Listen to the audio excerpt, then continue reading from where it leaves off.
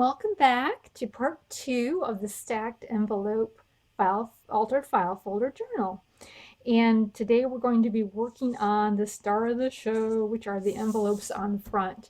But before I do, I want to take a moment to talk about using envelopes, that if you don't have this kit and you don't have a printer or whatever, using other envelopes. Just wanted to point out a few things that might be helpful for you.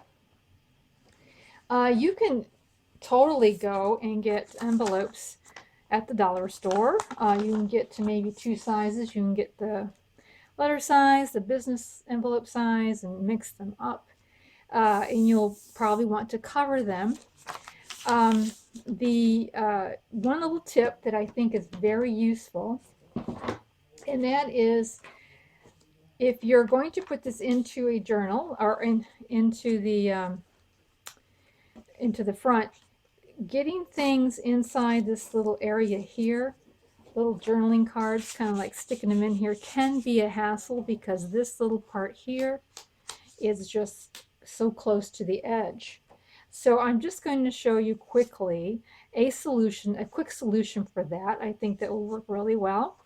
So you're going to cut your decorative paper about this wide, and it's just, let's see, how wide is this? This is about 2¼ inch wide here to go down, and that's where you're going to be putting your journaling card in.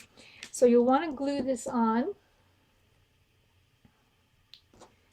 and you want to be careful not to glue where the back of the envelope is. So what I like to do, I like to sit here and just sort of eye up, the edge here, kind of the edge there, and then glue it all inside. But you can do this any way you want, whatever works for you. Just want to be careful not to glue to the back, or I guess to the front. And stick in your decorative paper like so. All right, now all you have to do to make it accessible is you're just going to cut along the edge right here, like so, on both sides. Fold them out and then cut down the outside, just like that. And this way, when you go to put your envelope and you glue it in, you're going to have a much wider place to put in your journaling card. Okay, and then you'll put decorative something on the front, and there you go. The second thing that I wanted to show or talk about was you can use junk mail. And at first I didn't think you would, but you can make that work too. And I should have thought about this in the last video. So here's a piece of junk mail. And I always open my junk mail. I cut with the scissors the opposite end of the window and on the short end. And 99% of the time that works really well for me. You can make pockets that way. You can fold it this way. And so it just works good. And what you'll do, of course, you'll need to measure. And most of your junk mail is probably going to be business size. So you will need to measure, how long can I make it, or how long do you want it? You may want to cut some down here, some up there, just so that you have like this random length inside your the stack of envelopes. So this one I'm going to cut right about here. Now, because this is sealed, you're going to be slipping your tags or whatever from the top. You need to get a piece of lightweight, I'm using a lightweight cardstock is what I'm doing. This is, I think it's from Joann's, and it's like 65 pounds. Wouldn't go too much heavier, but this is pretty good. Or you can use like double-sided scrapbook paper. although you'll see a little bit of the pattern, but not a whole lot. You can use that instead, but you want it to be a little bit more than just copy paper. And I cut a piece that is approximately 3 3/4 inch wide, well, approximately that, or 3 1/2, something like that range. And of course, you'll want to cut your envelope, or your what you're doing is you're making a hinge. So you want this hinge to be just a wee bit shorter, than your envelope, so that when you put the decorative paper over it, it covers this hinge up. You can score it or fold it by hand, but I would fold a little over, maybe a good inch, maybe a generous inch. We'll just say it that way. A good generous inch is what I would do. Fold it over. I would cut this side here at an angle. It doesn't have to be precise or anything, but I would just cut this at an angle like that. So essentially we are making a flap for our envelope. Now you can put it on this way, but this is a double window, so it's going to get in the way. So I'm going to glue it onto here. Whatever side you glue this part of the hinge onto the envelope is the side that you will want to be covering up. So you can just quickly glue that on. And you know, I could have mitered the corners here too as well. You want to make sure you get pretty close to that edge up there, to your envelope. Why don't I just whack these off really fast? The more I think about it, the more I think I'd like to do that. And put them on your envelope like so. There. And now you can cover the inside and cover up that hinge part. And of course, this is going to glue down on top of your journal with the other envelopes, like so. And then you'll be putting decorative paper over it eventually. So there you can use your junk mail, for these envelope flaps. Okay, now we're going to get started on the star of the show, and that's the stack of envelopes that's in front of the cover. I have Caroline Crabtree envelopes all cut out and put together. Very cute. I love how she's already distressed the creases, so it was very little distressing I had to do, just cover up some of the white, and it went really fast to put these together, so quick and easy. And I am now going to, now you need to stack the letters in a pleasing way that you find that you like. So I try to just sort of get an idea of how I want this to look, so that it will fit on here, and just going back and forth and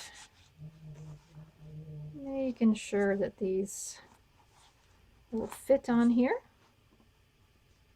Okay, let's just put this one down a little bit. Yeah, I'm still fussing. Thought I had them unfussed, but no, I'm still fussing. So I'm going to put this one down just a little bit. Once you get your stack the way you like it to look, then put a clip in it. And what you're doing is you're stacking all the flaps up on top of each other, just like that. Okay. And put a clip on there. And let me just get this one here, kind of in there. And I will clip this section together here. And now, before you glue the envelopes in, we are going to have 2 ways to close all these envelopes so they don't flop all over the place. For those that want it easy and simple, this is the easiest way, and that is just take ribbon or string. You can take string as well. Here, let me use the string because that's just really super simple. You're going to get, oh, I don't know, probably, you know, it's quite a bit. I would say maybe a yard, 36 inches of string, because you want plenty. You know, string is not expensive and you want plenty on there.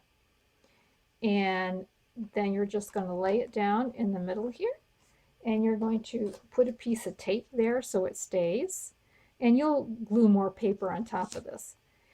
And then when you get your envelopes all glued in, you're going to be tying it up like so, and it's cute. It's really cute. I like it. And you can use a ribbon, you can use torn fabric strip, you can use anything to tie it up.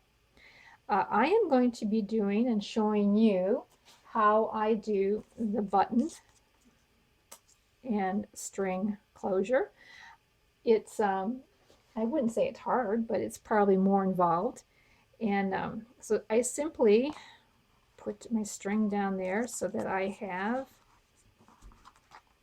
you know, string coming out there on that side. Now we also have to think about how are we going to close this section of the journal. So I'm going to use this seam binding that I've tea stained and wrinkled up a little bit. And then you'll want to glue or tape that in there, or glue it, this in there as well. So it's very possible that if you are using ribbon to tie this and ribbon to tie it over there, you're going to have a couple layers, but that's okay. Just get them in there. There we go. Because that is how you're going to be closing it there, and leave yourself, that's probably about 12-15 inches of ribbon, because you can always cut it off, but it's pretty tough to put it back on. And then we'll just tape up this little area here, even with the one on the front side. And so the tape just merely helps it to stay down. Then you can finish gluing it up if you want. I'm using this crinkly tape or seam binding, so it tends to crinkle, so I need to kind of get the crinkles out here. If we're using string, then this would be no problem, right? There we go. Just kind of get it in there. So now you've got all your ties all put in, like so, so that you can tie it shut in the journal part, and you can tie it shut with your envelopes. Now that you have that put in, now we can start putting in the envelopes. And what I like to do is I like to glue the flaps together first. I think that works out pretty good. So they're easier, I think they're easier to handle that way. So we'll just, let me glue this one first here. They're just easier to handle, and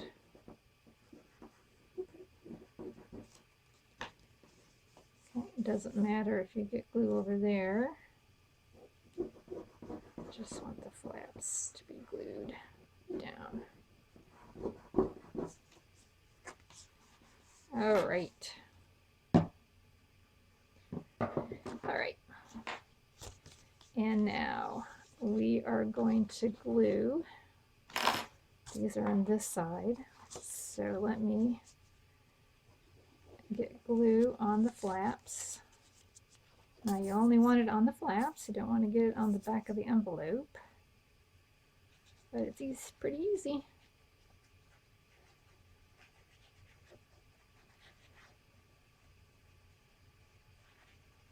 Pretty easy.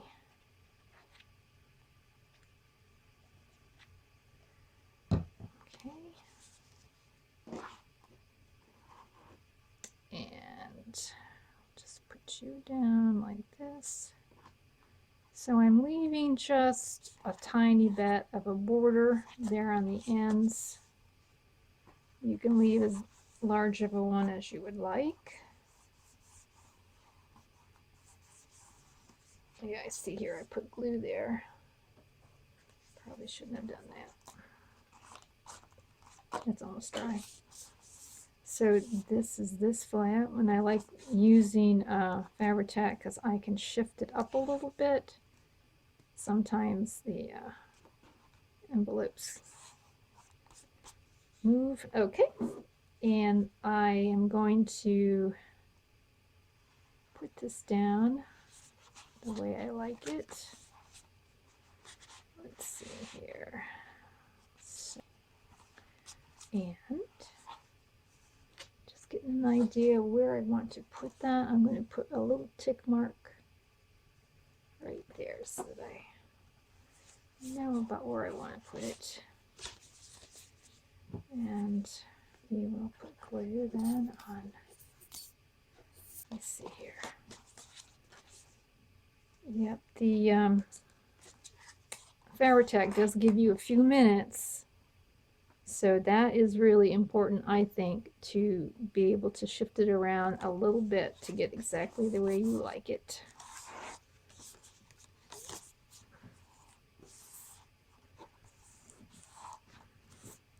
So there you go.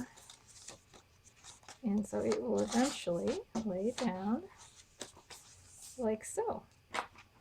And then you can put your little closure button here, or you just use the ribbon or the tie on both sides if that's the way you're going to do it. So now you've got all this inside, and all you need to do now is cover the inside. Just cut your paper, you know, to fit inside here. Ink it up and glue it in, and that's what I'm going to do. And I'll be back to move on to making the coin pocket envelope for the inside. So I'm back, and I have put down the sheet over the envelope flaps. Just make sure before you glue it in that you test it out, that you can fold these envelopes without buckling the paper, and you'll be all set. I did do a demonstration on sewing in the button, but had some trouble with my filming, so I'm going to have to show you on another envelope how to do the button for the button closure. Now, for those of you who are not doing this type of closure, you're just going to do the tie, you can move on to part 3, the last part of putting this together. And in that part, we're going to be going over the coin envelope to put on the inside and finishing up whatever little random details we have. So I will see you there if that's what you want to do. Now, for those that are doing the button closure, I will show you how to do that. I take a circle, a punch, and punch out like a 1 inch of cardstock, you know, that around that size. And you know, of course, before I'm going to eye up, or oops, I'm going to know where I'm going to put my button as far as the you know, I'm going to line up my string with where my button is there, and know that that's where I'm going to be putting my button, you know, on the inside. So we will just put this down and pretend that we want to put our button here. We're going to be putting our button here, so we're just going to put down our little bit of cardstock there. Now lay your button. Oh, talk about the needle first. So I'm using this needle, and it's a yarn needle. Probably has different names, but it's pretty thick, you know, long, sharp, has a big eye. Because what I usually sew with for these type of things is either like pearl cotton, And I believe this is 8 pearl cotton, 10 grams. Don't really know how to measure it. I know that they do come in different thickness, but any thickness is fine. And so I use the pearl cotton. You can use embroidery floss. You can use quilting thread, which is stronger than regular thread. So I would use a heavier thread. Now you could use regular thread. You might have to make more passes though. And therefore you put your little button over the little place where you're going to be putting it on. And then you're going to poke 4 holes. Just like that, holding the button so it doesn't move. You're going to poke your 4 holes in there. And I moved it a little bit, didn't I? Yep. All right. And I usually go back in and kind of like, you know, make the holes a little bit bigger so that I don't miss them when I am stitching it on. Because you only want to make 4 holes. You don't want to make any more holes in sewing your buttons in. And you're basically going to go over and over these same 4 holes.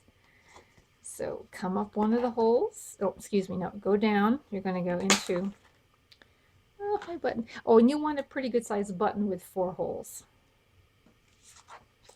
I'm going to go down into one of these holes, and you're going to hold on to a tail like so with your thumb. So because you want a tail left over when you get done. And I usually come up the opposite. All right, switch my little button around. I'm going to go up in the hole that's sort of at an angle.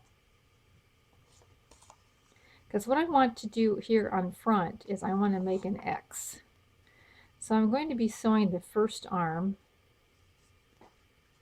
of my X by going back and forth in the same hole, just diagonal of one another.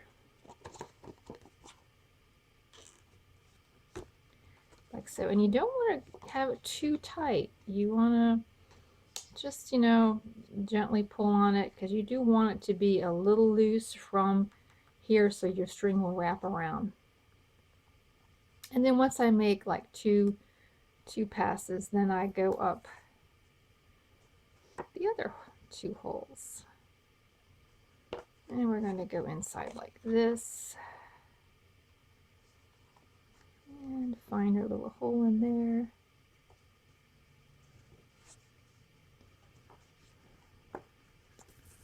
And finish it out one more time, going up and going down. So once I've done my second loop over, or second part of that X on top, I am going to come up now into this hole, opposite of where my tail is at.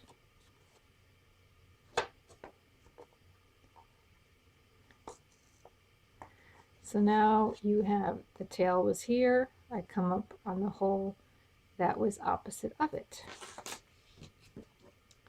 Cut it off, and then I'm going to tie a knot.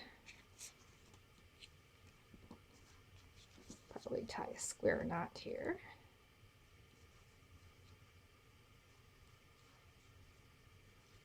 There we go, maybe one more time.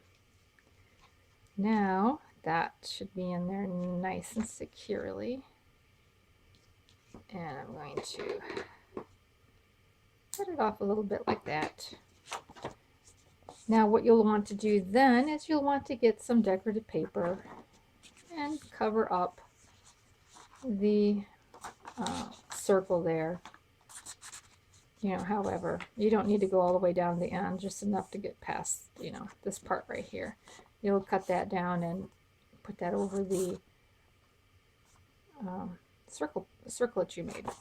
So that is going to, that's how you do the button 1. And like I say, when it's, you know, fairly loose, then your string is going to fit under it, you know, pretty good. So that is the button closure. Alrighty. So that's it for this video, for this part. Thank you so much for watching. And if you liked this, please hit the like button. I'd appreciate it. And subscribe to the next step so you can see the next part of this video. And we will be talking to you later. Bye.